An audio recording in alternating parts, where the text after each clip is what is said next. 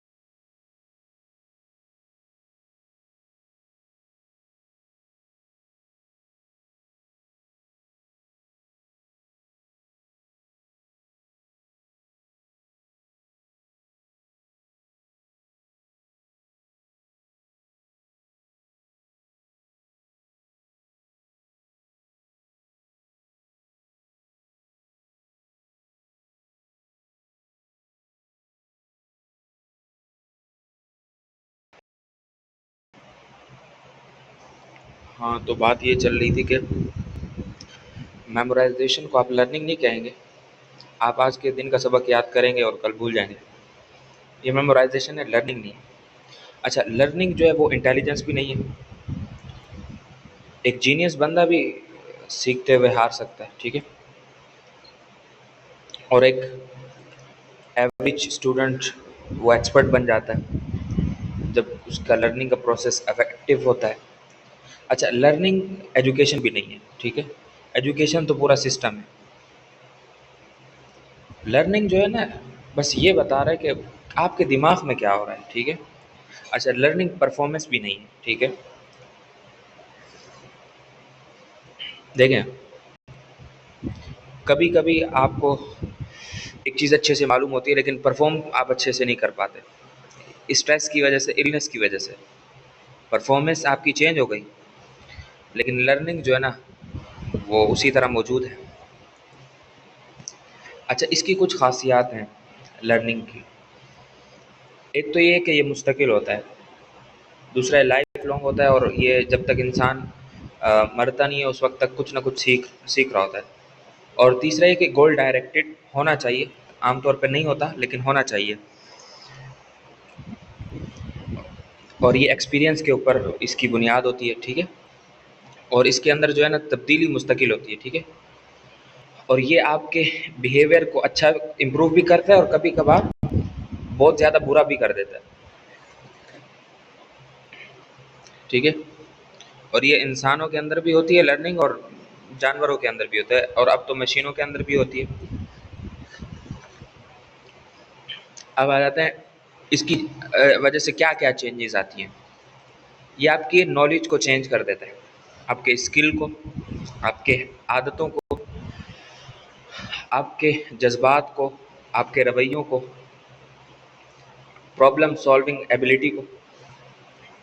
मुश्किल, किसी भी मुश्किल को आप किसी और एंगल से देखेंगे, कोई और बंदा किसी और एंगल से देखेगा।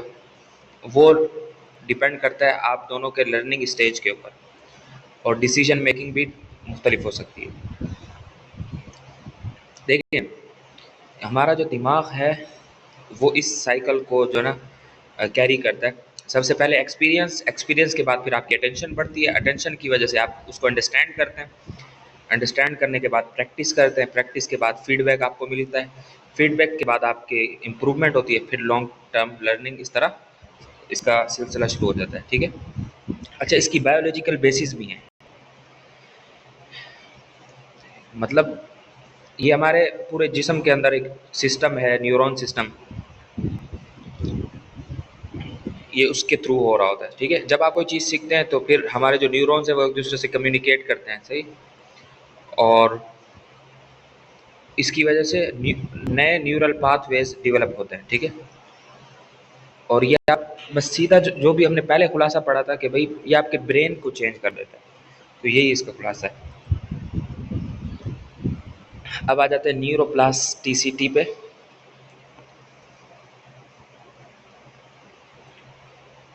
दिमाग की एक खासियत है और ये बढ़ती है और बनती है लर्निंग और एक्सपीरियंस से। देखें, एक मिसाल आपको देता हूँ, आप दिमाग को मिसाल के तौर पे एक जंगल के तौर पे कंसीडर कर लें।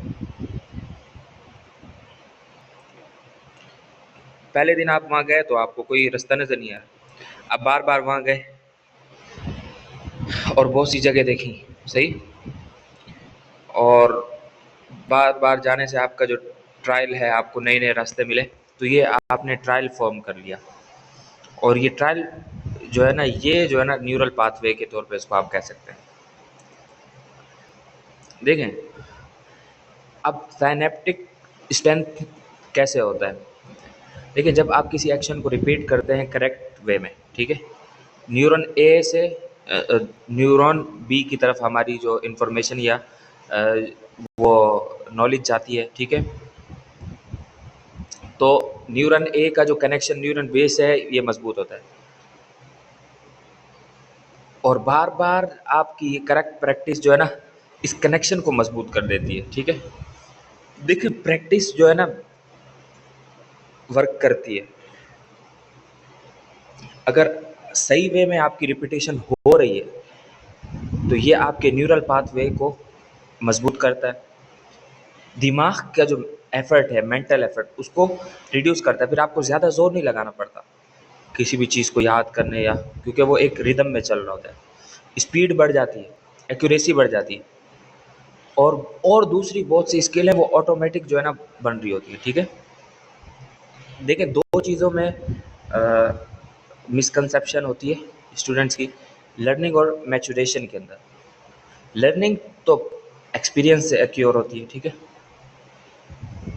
मैचुरेशन जो है ना ये आपकी एज के ऊपर डिपेंड करता है, एज के हिसाब से आपका जो मेंटल लेवल है वो चेंज होना, वो मैचुरेशन कहलाता है। ठीक है। देखिए, छोटा बच्चा जो है ना उस वक्त सीखना शुरू कर देता है चलना जब उसके मसल और नर्वस सिस्टम जो है ना मैच्योर हो जाते हैं।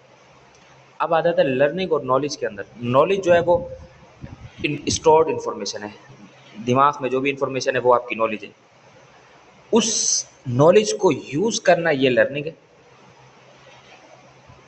इसका मतलब ये होगा, जानना और करना ये दो अलग अलग चीज़ें हैं। ठीक है।